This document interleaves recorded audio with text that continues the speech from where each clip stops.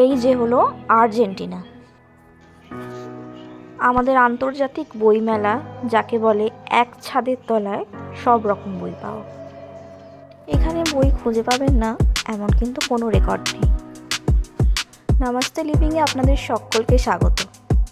আমাদের নতুন বছর পড়লে মনের মধ্যে কিন্তু একটা আনন্দ জেগে ওঠে, সেটা হচ্ছে আন্তর্জাতিক বইমেলার উৎসব, যেটার জন্য আমরা প্রায় সারা বছর অপেক্ষা করে থাকি। তো আমি চলে যাচ্ছি আন্তর্জাতিক বইমেলা দেখতে।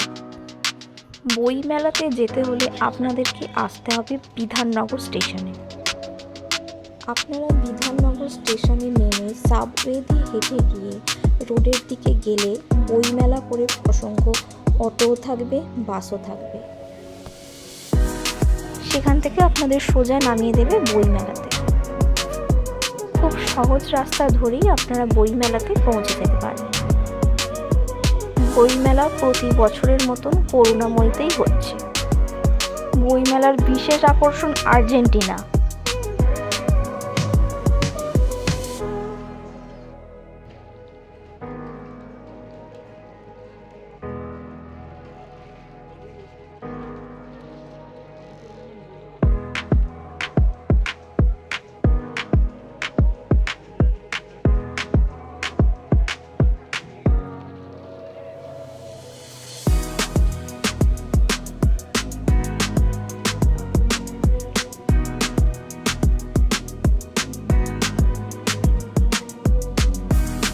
ভিতরে সুসজ্জিত একটি হল ঘরেরও ব্যবস্থা করা হয়েছে।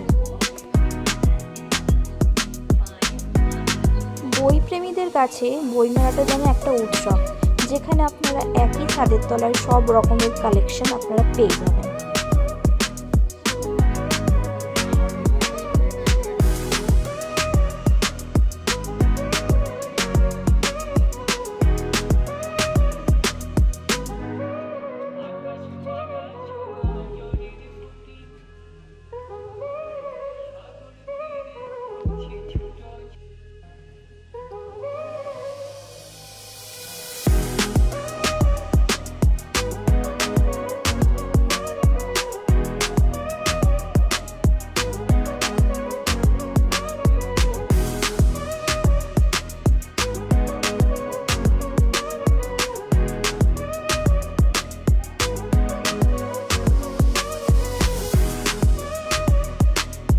ঊনপঞ্চাশতম বইমেলাটি 22শে জানুয়ারি থেকে 3 ফেব্রুয়ারি পর্যন্ত চলবে এবং প্রত্যেক বছরের ন্যায় কলকাতা বিধাননগর সেন্ট্রাল পার্ক প্রাঙ্গণেই বইমেলা অনুষ্ঠিত হচ্ছে। এবারের থিম কান্ট্রি আর্জেন্টিনা। প্রত্যেক দিন বেলা 12:30 থেকে রাত 8টা পর্যন্ত এই মেলাটি চলে। এখানে বাংলা ও ইংরেজি ভাষা ছাড়াও বিভিন্ন রকমের ভাষার বই পাওয়া যাচ্ছে। লিটল ম্যাগাজিন, প্যাভিলিয়ন এবং বিভিন্ন ধরনের খাবার স্টল অ্যাজ ইউজুয়াল পাওয়া যাচ্ছে।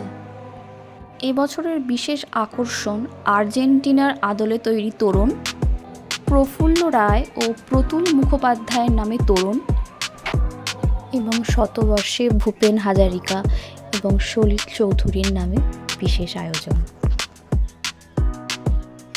এখানে বিভিন্ন রকমের উপন্যাস, কবিতা, শিশু সাহিত্য, একাডেমিক বই, কমিক্স পাওয়া যায় এবং এখানে আপনারা আসলে দেখতে পাবেন প্রত্যেক দিনই বিভিন্ন রকমের অনুষ্ঠান হচ্ছে, যেমন ধরুন লেখক সাক্ষাৎকার, বই প্রকাশ অনুষ্ঠান এবং আলোচনা সভা বসছে।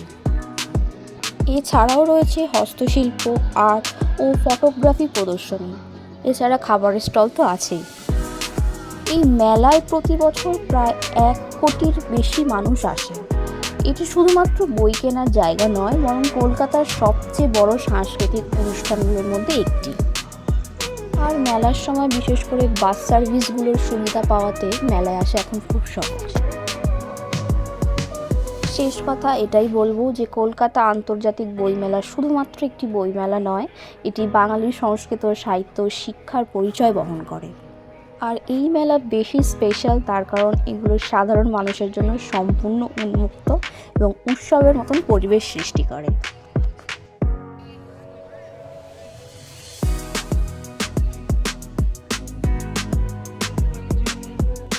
তাই এখনও পর্যন্ত আপনারা যারা বইমেলা যাননি, প্রিয় মানুষ কিংবা বন্ধুবান্ধব কিংবা পরিবারের লোকজনের সাথে বইমেলা ঘুরে আসুন, কথা দিচ্ছি খুব ভালো লাগবে।